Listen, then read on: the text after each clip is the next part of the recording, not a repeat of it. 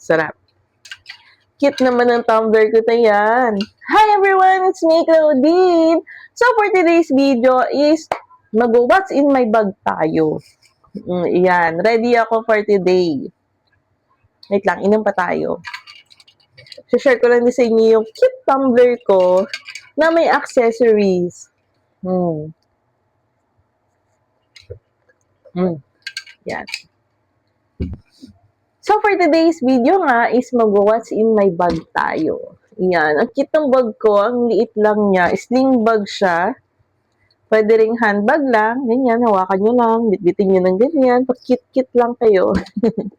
Hindi. So, ito is, share ko sa inyo kung ano yung laman ng mini bag ko na to. Mini sling bag. Ayan. So, first is ito. Nakikita nyo ba yan? Ito is mouth spray siya. Yan. So, ito is from Perfect Smile. Perfect Smile. So, this is probiotic and postbiotic. Meron na rin siyang xylitol and zinc. Hindi lang siya nakakawala ng bad breath. Nakaka-whitening din daw siya.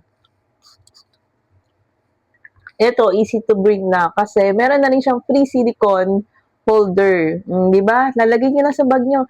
Hindi na kayo mako-conscious ba, bad breath ba ako? Pa ba ako bihining ako? Magkausap ako? Ganyan-ganyan, di ba? So, ito, bit-bit nyo lang, spray-spray lang kayo after nyo kumain, mag-coffee, di ba? Hindi na kayo maano na kung bad breath ba kayo or something. So, may bag na. Open na natin yung bag ko.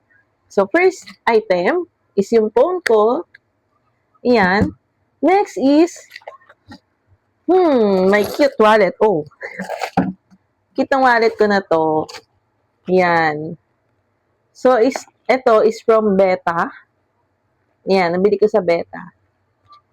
Cute lang niya kasi talaga. Ang classic niya. Ang classy-classy. Yan, meron din siyang card holder, cash slot, meron na rin siyang coin purse.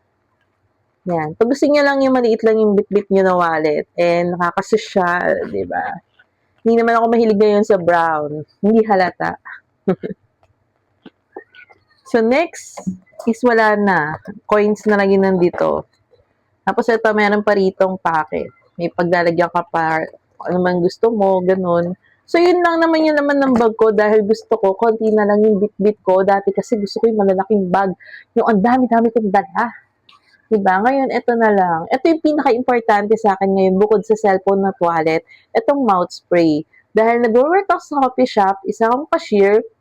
So, syempre, nakikipag-usap ako sa customer, nagtitake ako ng order. Ayoko naman maamoy nila na ang bad breath ko naman, diba? So, kailangan